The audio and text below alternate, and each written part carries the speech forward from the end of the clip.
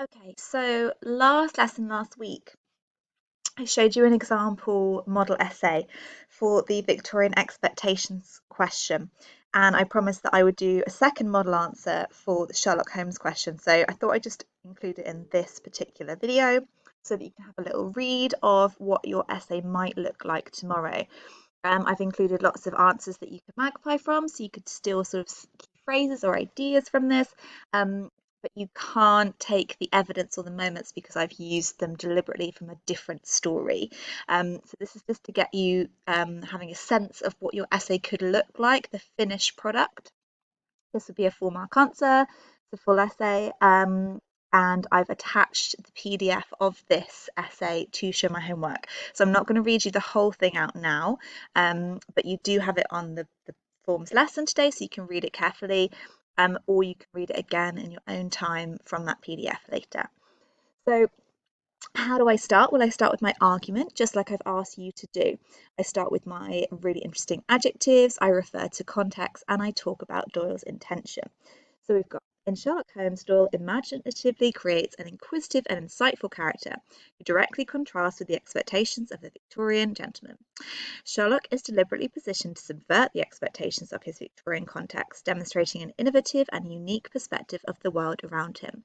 So in that first section there, I've used 1, 2, 3, 4 adjectives. Those are really specific ones I've chosen that I'm then going to repeat through my essay to explain my ideas about Sherlock Holmes. And I've talked about the Victorian context twice. So I said he's not typical, he's subversive. Throughout the short stories, the reader is placed alongside Watson as we observe Holmes with awe, marvelling at his unusual behaviours. Awe means to sort of look at someone who's particularly impressive and you can't really understand because they're kind of at a higher level than you. This might have shocked a repressed Victorian audience, and it intrigues and amuses a modern reader as we understand that through Sherlock's character, Doyle is perhaps mocking the uptight, stiff repression of the Victorian era and spotlighting a character who breaks the rules and gets away with it. So this bit I've just highlighted in yellow, that's the intention. I think that Sherlock's character is deliberately innovative and awe-striking, because he is sort of an extreme example. He's a caricature designed to mock how typically repressed Victorian people are. And I also think it's because Doyle wants to spotlight someone totally different to show this kind of sense of innovation. So in my second paragraph here, my third paragraph here, and my fourth paragraph here is when I'm using my evidence. I start with kind of how Sherlock is generally presented, then I go into his physical characteristics, then I talk about the end of the story and how his character is pulled together at the end. And then at the end, I sort of come back to my argument.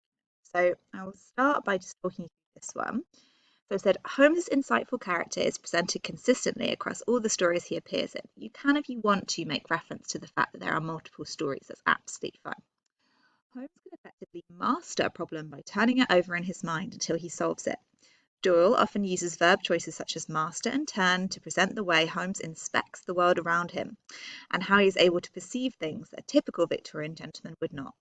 For instance, at the start of the Speckled Band, Watson observes that Holmes refused to associate himself with any investigation which did not tend towards the unusual and even the fantastic. Here he suggests that Holmes is not interested in conforming to social expectations or following the rules. The verb choice refused prompts connotations of Holmes's direct and controversial nature. He is unwilling to conform and behave as he should, according to Victorian attitudes.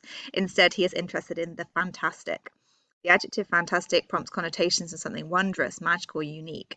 Through following Holmes on his journey through the narrative, Doyle is able to present a reader with a Victorian world that is unlike the one they are used to, because he uses the insightful character of Holmes to do it. So, a couple of things I just want you to notice. Here, I've come back to that word insightful, and here, that I used in my argument. So you can see here, it's okay to repeat yourself if you're showing that you're proving it, if you're linking it to specific evidence. I've also made a lot of reference to the Victorian context, which I mentioned in my argument.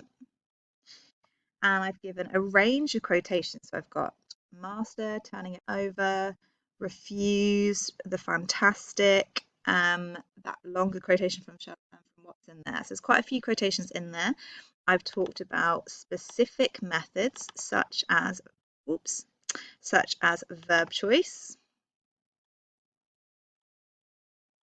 and adjective. Word type, always a nice one to use because you can be really nice and specific. You might also notice that I start with the start of the story. I always just think it's a good idea. It's nice and clear. It helps you organise your ideas and your answer. So from there, I then go on to talk in a lot more detail about the appearance of Sherlock and how he's described. And then at the end, I talk about what he's like at the end of the story. So again, my chronological approach. At the beginning of the narrative, Holmes is often restless. In the middle, he is excitable, and at the end, he seems satisfied with the discovery of the truth. In the speckled band at the end of the story, Sherlock Holmes carefully explains to Watson how he solved the mystery. Through this explanation, he uses repeated declaratives. We've got another method there, such as the metallic clang by Miss Stoner was obviously caused by, and I had come to these conclusions before I ever entered the room.